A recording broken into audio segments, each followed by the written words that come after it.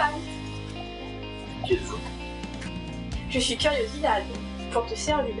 Pour me servir? Je suis curieux de ça. Mais comment vous êtes arrivé là déjà? Allez, viens avec moi. Hé, attends! Qu'est-ce que... J'avais jamais vu cette conférence, qu'est-ce que... Avance, je ne voudrais pas louper le début. 2109? Préparateur cellulaire automatique? Je comprends pas, qu'est-ce que ça veut dire là? Saperlotte, j'oublie toujours de prévenir, mais ne t'inquiète pas. Il faut juste qu'on se dépêche, sinon on va rater le professeur Baltard.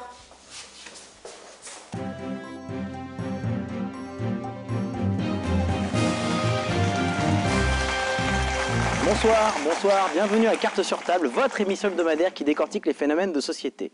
Aujourd'hui, nous sommes invités à l'Institut Curie qui fête son bicentenaire.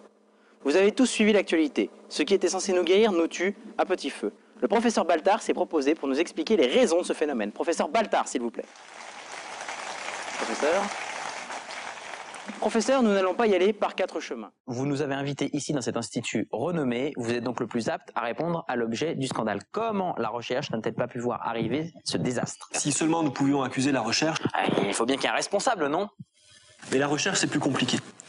Il y a la recherche fondamentale et la recherche appliquée, permettant l'émergence de nouvelles connaissances et de nouvelles technologies. Comment arriver à obtenir de nouvelles technologies sans avoir de nouvelles connaissances? Tout cela est très intéressant, professeur, s'il y avait un rapport avec le sujet. J'y viens. Si ces réparateurs ne fonctionnent pas, ce n'est pas dû à un manque de connaissance de la biologie de la cellule, mais à un manque de connaissance de sa physique. La cellule est un système complexe. Il y a le noyau qui contient l'information génétique, l'ADN, il y a les mitochondries, véritables centrales énergétiques qui permettent son fonctionnement. Il y a d'autres structures plus complexes, comme l'appareil de Golgi par exemple. Retournons au noyau. Il contient le code génétique qui permet l'expression des protéines. Pour faire simple, les protéines sont synthétisées et transportées d'un compartiment à un autre afin d'être fonctionnelles grâce à des structures dynamiques, les vésicules. Un peu comme du coton qui, partant de son lieu de production, arrive chez vous sous la forme de t-shirt. Cette fonctionnalisation, cette maturation des protéines est réalisée par une structure importante, l'appareil de Golgi, lieu de départ des protéines vers leur lieu d'action. Attends, Esteban, ces vésicules, n'est-ce pas ton sujet d'étude? En partie. Je m'intéresse surtout à leur formation. Ce que la biologie nous apprend, c'est que le bourgeonnement de la vésicule résulte d'une déformation dynamique de la membrane par des complexes protéiques.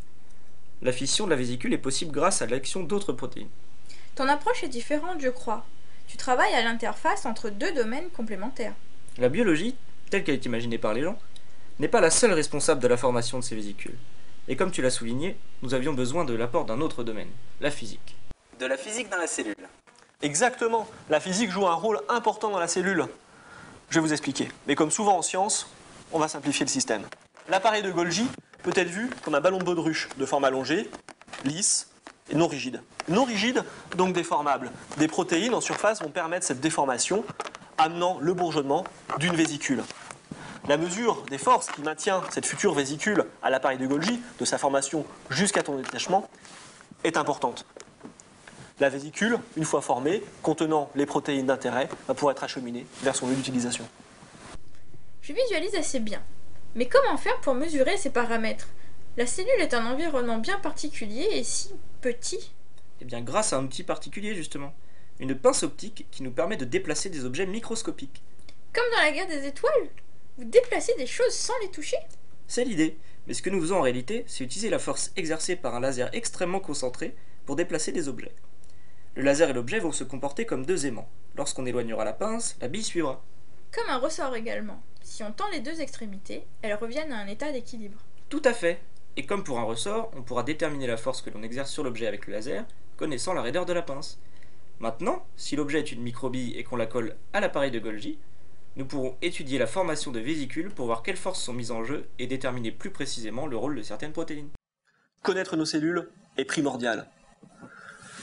Faire de la recherche appliquée dédiée à une seule maladie n'est pas suffisante. Élargir la vision de la recherche à d'autres domaines disciplinaires comme la physique, la chimie ou les mathématiques donne une recherche fondamentale variée, épanouissante, à même de construire un avenir. Professeur, je suis très impressionné par ce que vous venez me dire et je pense que nos téléspectateurs vont être aussi interpellés que moi sur l'avenir de la recherche fondamentale. Je vous remercie chaleureusement. lived to see to full extent what I could be. Now I am walking out that door, 'cause I need something more.